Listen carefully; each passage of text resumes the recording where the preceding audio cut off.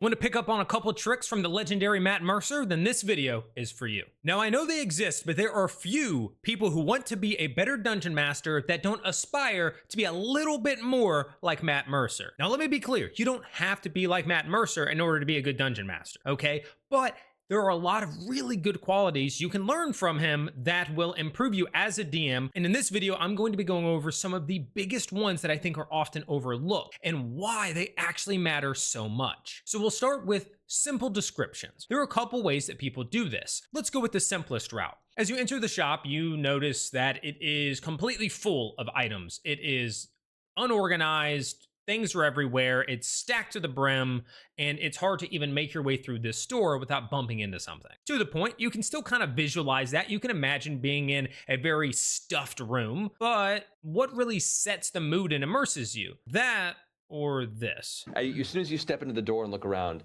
this place looks like an episode of Hoarders.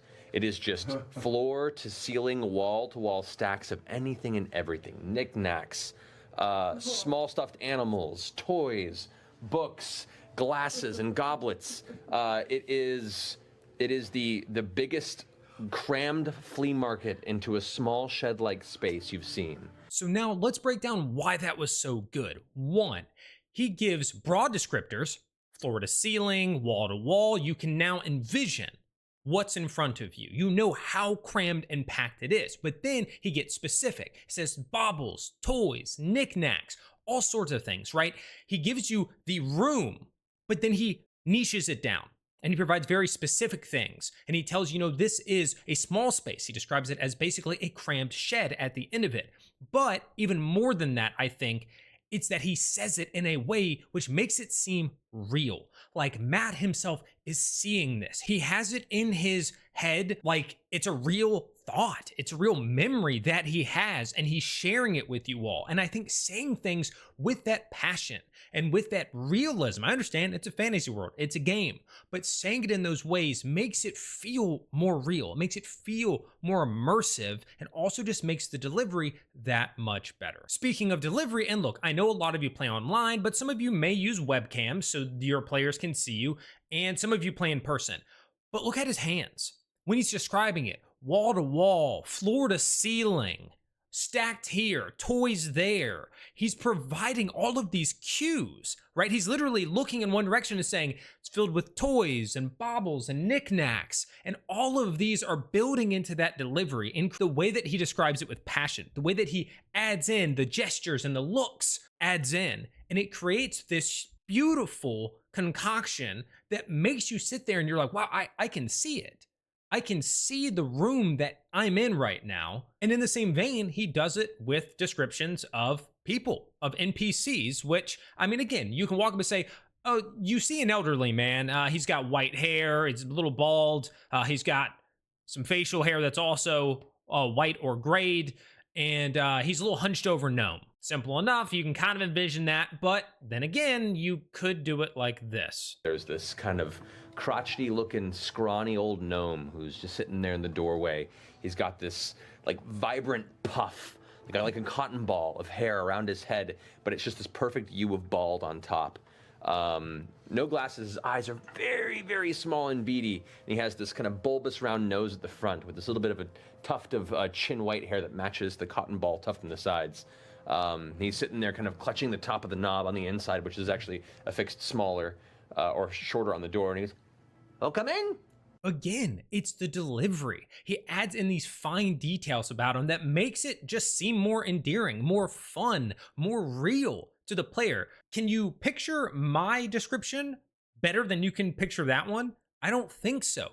And it's not just picturing it, it's the feeling that it brings about. And that's the big thing. He makes you feel with his descriptions. And that will do a world of improvement for your dungeon mastering. Now again, not everybody likes that. Some people do just want to skip to combat or just go through, bam, give me a very short, brief, plain thing, and that's okay.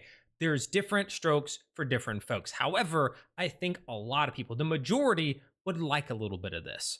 And this is a simple way you can improve your dungeon mastering. Use your hands, use your voice in different ways, add in a smile when you're saying something that will change your tone.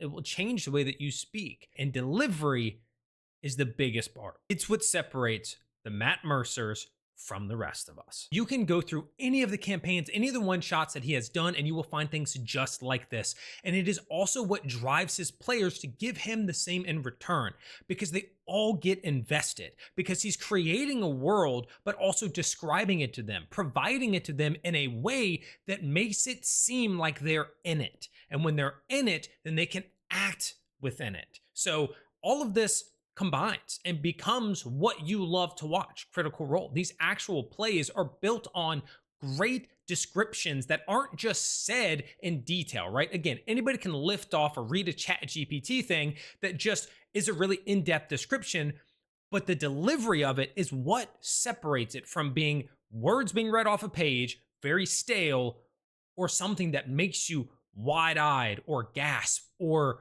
just sit back in awe. It's the delivery. So take this, apply it to your games. Let me know. What do you think? Are you somebody who aspires to be more like Matt Mercer? Are there other tips and tricks that you've learned by watching him? Share them down in the comments. Let's get everybody raising their Dungeon Master game. And if you want more content just like this, please do consider subscribing to the channel and giving this video a thumbs up. That way you can get more of it in your algorithm. And if you want to support me directly, the best way to do that is become a member here on YouTube, and also check out nerdcore.gg. It is a website that I have launched as I was recently laid off, and I am trying to start my own media outlet related to all things nerd. So we're talking tabletop role-playing games, trading card games like Magic the Gathering, Marvel, comic book stuff, all of that, video games in one place, nerdcore.gg. Help a man achieve his dream if you want to. Thank you all so much for watching, and until next time, good luck in your adventures.